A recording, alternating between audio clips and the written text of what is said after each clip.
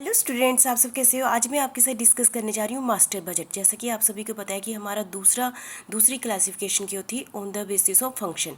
जितने भी हमारे बिजनेस में फंक्शन होते हैं, देखो बिजनेस में जितने भी फंक्शन होंगे वो बिजनेस के ऑपरेटिंग एक्टिविटीज से रिलेटेड फंक्शन होंगे, जो कि बिजनेस में प्रॉफिट देंगे या नेट लॉस देंगे या बिजनेस की फाइनेंशियल पोजीशन को बताएंगे। सारे फंक्शन होते हैं ना।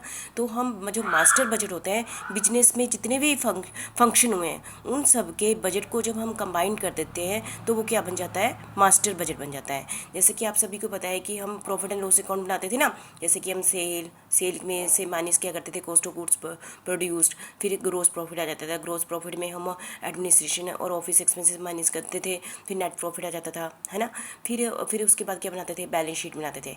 इसमें भी मास्टर बजट भी यही प्रेजेंट करता है, पर यह क्या है, बजटेड। जैसे budgeted profit and loss account present करता है कि budgeted sale, budgeted cost of goods produced, budgeted expenses, है ना। ऐसे बजटेड नेट प्रॉफिट ऐसे प्रेजेंट करता है, और बजटेड बैलेंस शीट प्रेजेंट करता है। बजटेड इसलिए शब्द यूज़ किया गया क्योंकि ये फ्यूचर के लिए बनाया जाता है। हम कहते हैं फ्यूचर में हमारे ट्रेडिंग अकाउंट ऐसा होगा, फ्यूचर में हमारा प्रॉफिट एंड लॉस अकाउंट ऐसा होगा, फ्यूचर में हमारे बैलेंस शीट ऐसी होगी, जो कि जो फिगर दी गई है इसमें, ठीक है। जो हम आज तक प्रॉफिट एंड लॉस अकाउंट और बैलेंस शीट बनाते थे वो ओरिजिनल फिगर होते थे। जो चीज़ें हो जाती थी उसके बाद वो फिगर बनती थी, है ना, अमाउंट डालते थे। पर हम budgeted profit and loss account और बजटेड बैलेंस शीट में जो अमाउंट आता है वो हम कहते हैं, इमेजिन करते हैं कि अगले महीने या अगले एक साल के लिए, जैसे मास्टर बजट बना दिया, अगले साल ये इतने इतने एक्सपेंसेस होगी, इतना ग्रोस प्रॉफिट होगा, इतना प्रॉफिट एंड लॉस अकाउंट होगा, इतना कंपनी की फाइनेंशियल पोजीशन बताएगा, बैलेंस शीट है, तो उसको कहेंगे budgeted balance sheet, budgeted profit and loss account. बस फ़र्क क्या है, इसका पूरा परफॉर्मा वैसे ही हमने वैसे ही करना है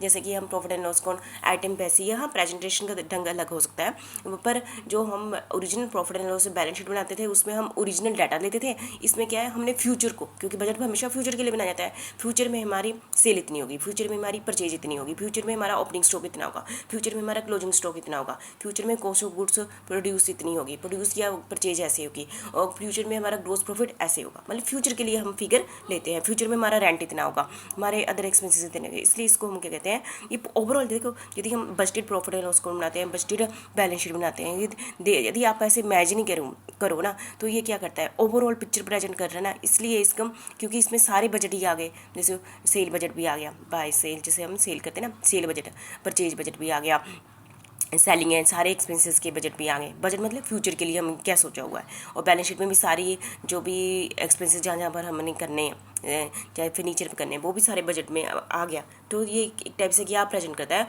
ओवरऑल पिक्चर को प्रेजेंट करता है, और ये कंपनी के सारे फंक्शन को के बजट को कंबाइन कर दो तो कौन सा बजट बन जाता है, मास्टर बजट बन जाता है। ठीक है, तो मुझे लगता है आप समझ गए होंगे, है ना। तो फिर भी एक बार कर लेते हैं, मास्टर बजट क्या होता है। इसको समरी बजट भी कहते हैं, क्योंकि ये जितने भी फंक्शन होते हैं हमारे बिजनेस में, जितने भी फंक्शनल बजट हम बनाएंगे, है ना, उन सभी की समरी को हम क्या कहते हैं, समरी मतलब इकट्ठा करके समरी बना दो तो वो क्या बन जाता है, मास्टर बजट बन जाता है। Master budget is a summary of all functional budget. Functional budget sale, purchase, है ना, ये सभी।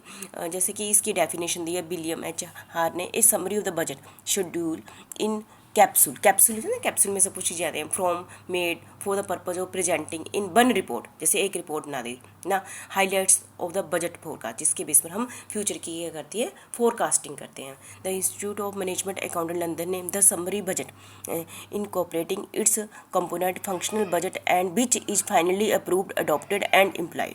फाइनली अप्रूव भी किया जाता है और इम्प्लॉयड भी किया जाता है। जैसे कि समरी, समझ गए ना, समरी को यदि ये पेपर में आ जाए समरी बजट किसे कहते हैं, तो इसका मतलब क्या हुआ, मास्टर बजट हुआ गया। ठीक है, master budget is one that projects the activity of the business during the budget period. Budget period के अंदर, जिस बजट पीरियड हमने ले लिया एक साल, ठीक है, उसके अंदर जितनी भी एक्टिविटीज़ होती है उससे रिलेटेड जो भी बजट है उसको उन सभी को समरी बना दो तो वो क्या बन गया, मास्टर बजट बन गया। It commonly take the form of budgeted profit and loss account. जैसे मैं बोला, जैसे प्रॉफिट एंड लॉस अकाउंट तो आपको पता ही है, पिक्चर पता ही है, बस उसको बजटेड रूप में बनाना कि फ्यूचर के लिए बनाना। Budgeted profit and loss account बनाएंगे हम, एंड बजटेड बैलेंस शीट बनाएंगे। It is prepared by the budget officer. ये कौन बनाता है, बजट ऑफिसर। बजट ऑफिसर आपको पता ही है कौन कौन है, हम इसका प्रॉपर ऑर्गेनाइजेशन स्ट्रक्चर क्या कर रहे हैं, डिस्कस कर चुके हैं, और detail show in the subsidiary budget. ठीक है, और सब्सिडियरी मतलब जो कि हमारी profit and loss account balance sheet में जितनी आइटम्स आई हैं उनका एक एक आइटम का डिटेल में बजट, है ना। जैसे कि मटेरियल बजट ही हो गया, तो मटेरियल बजट हो गया है ना। जो भी एक एक आइटम का बजट अलग अलग, उसको हम क्या कहेंगे, सब्सिडियरी बजट, ठीक है। मतलब सारे बजटों को मिलाकर तो हमारा क्या बन जाएगा, budgeted profit and loss account और बजटेड बैलेंस शीट बन जाएगी। Master budget that consolidate an organization overall plan for a shorter span of time is usually prepared on an annual basis. The master budget is an integrative tool that cut across divisional boundary, ठीक है। Coordinate the firm diverse activity, क्योंकि इसमें coordinate करते हैं ना, क्योंकि master budget में सारी बजट आ जाते हैं।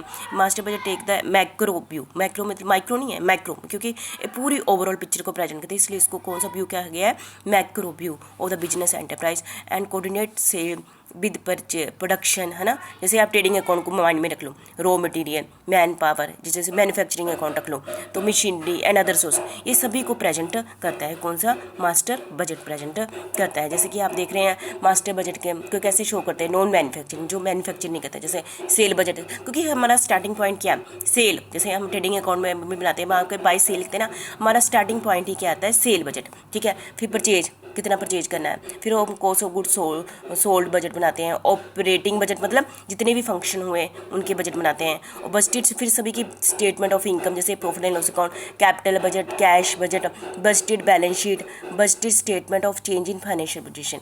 तो ये टाइप से एक टाइप से आपको शो कर दिया मैंने मास्टर बजट में क्या क्या आता है, ठीक है। लेकिन आपने मेनली माइंड में क्या रखना है, प्रॉफिट एंड लॉस अकाउंट और बैलेंस शीट।